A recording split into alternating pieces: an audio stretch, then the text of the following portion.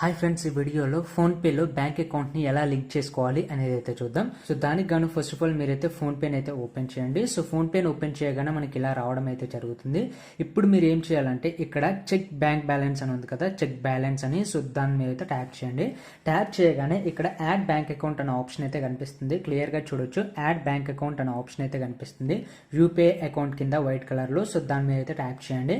Tap చేశాక ఇక్కడ మీరు ఏ బ్యాంక్ అకౌంట్ అంటే ఇప్పుడు మీకు ఆల్రెడీ ఏదో ఒక మొబైల్ నెంబర్ తోటి మీరు రిజిస్టర్ అయి ఉంటారు.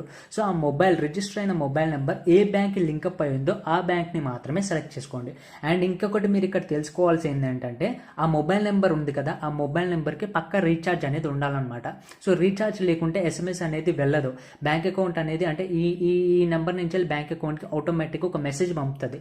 సో ఆ మెసేజ్ అనేది వెళ్ళాలంటే బ్యాలెన్స్ అనేది ఉండాలి కదా. సో బ్యాలెన్స్ ఉండాలి at the same time. So మీరు ఏదైతే నెంబర్ తోటి లాగిన్ అయ్యారో ఆ నెంబర్కి ఖచ్చితంగా బ్యాలెన్స్ ఉండాలి అండ్ దానికి బ్యాంక్ అకౌంట్ అయితే లింకప్ అయి అయితే ఉండాలి. ఈ 2 థింగ్స్ని అయితే మీరు గుర్తుపెట్టుకోండి.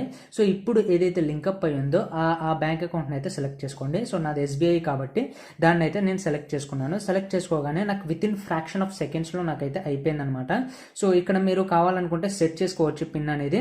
సో నాకు ఆల్రెడీ పిన్ అనేది ఉంది కాబట్టి నేను సెట్ చేసుకోలేదు. ఒకవేళ మీకు పిన్ లేకుంటే రీసెట్ పిన్ మీద క్లిక్ చేసి మీ డెబిట్ కార్డ్ డీటెయిల్స్ ఉంటాయి కదా, అవి ఎంటర్ చేసి మీరు పిన్ అయితే చేంజ్ చేసుకోవచ్చు, లేదంటే కొత్త పిన్ అయితే పెట్టుకోవచ్చు అనమాట. సో నాకైతే అవసరం లేదు పిన్ పెట్టుకోవడం.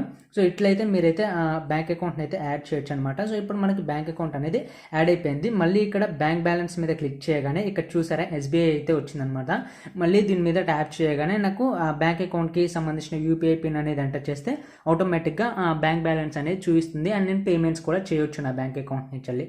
సో ఇట్లా మీరు ఫోన్పేలో మీ నెంబర్కి లింక్అప్ అయి ఉన్న దానికి బ్యాంక్ అకౌంట్ని అయితే యాడ్ అయితే చేసుకోవచ్చు. ఈ వీడియో కనుక మీకు యూస్ఫుల్ అయినట్లయితే లైక్, షేర్ అండ్ సబ్స్క్రైబ్ చేయడం మాత్రం మర్చిపోకండి. Thank you.